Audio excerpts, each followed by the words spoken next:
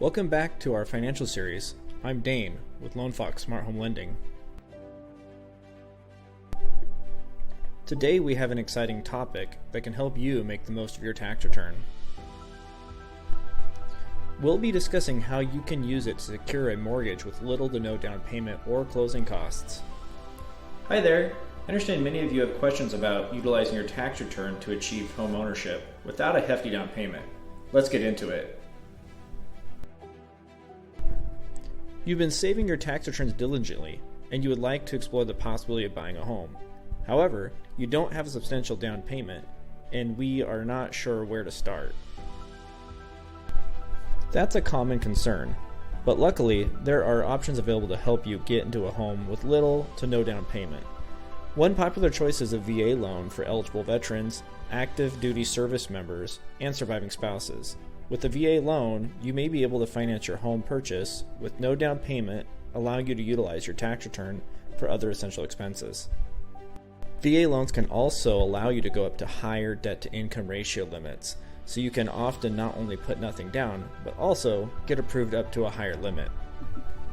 That's great, but what if you're not eligible for a VA loan?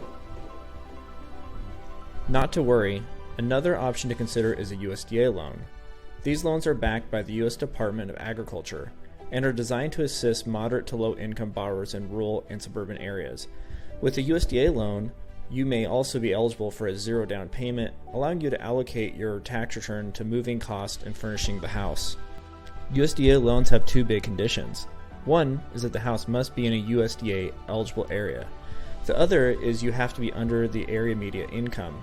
Call your mortgage professional, not a realtor, and they will be able to let you know where you can buy and if your income is eligible. That's fantastic, but what if we don't meet the criteria for a VA or USDA loan? Great question. If you don't qualify for a VA or USDA loan, there's still hope. Many states, cities, and local organizations offer down payment assistance programs to help potential homeowners like you. These programs can provide grants or loans to cover all or part of your down payment, allowing you to conserve your tax return for other financial needs. It's essential to have a real mortgage pro go over programs available in your area and determine the eligibility requirements. So this might all sound great, so what's the catch? Well, the catch is you still need money for more than just the down payment. There are other costs besides down, which most first-time buyers don't realize. For example, there will be title costs, loan origination fees, appraisal, prepaids, like property tax and homeowners insurance, not to mention costs outside of the loan, like inspections, earnest money, which is an early down payment to hold the home, and the real-life cost of furnishing. What I recommend to most of my clients is that you can't come into this with $0 in the bank. Even if you have zero down programs and get all your closing costs covered by the seller, which I will talk about in another video, we will still need the upfront funds for earnest money and appraisal, which can be refunded at closing. Also, most programs are going to want to see 2 to 6 months worth of money payments saved that will still be available post-closing. Another tactic would be to ask the sellers to pay some or all of your closing costs for you. I've personally done this with 4 homes I've purchased. What I did on the last home was the following. The house was listed for $270,000.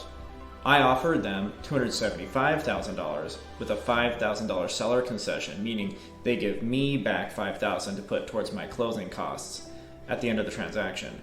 I made just over the USDA limit, so I had to do 5% down in this case, but I qualified for USDA. I would have walked into the home with just the cost of inspection and appraisal and nothing else out of pocket. Remember, it's crucial to work with a reputable lender experienced in VA, USDA, and down payment assistance loans. They can provide personalized guidance and help you navigate the loan process smoothly. Think of your mortgage professional and realtor as your teammates. Everyone needs to be pulling together to get the home. So what does this all mean?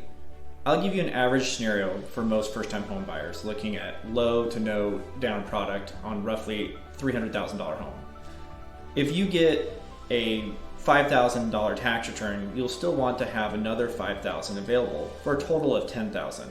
If you end up putting down $0 and your closing costs will be roughly 2% of the purchase price, that's $6,000.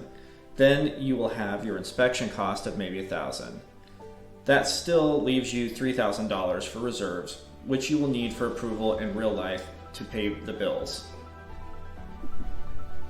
That concludes today's episode. Please like and subscribe to help out the channel.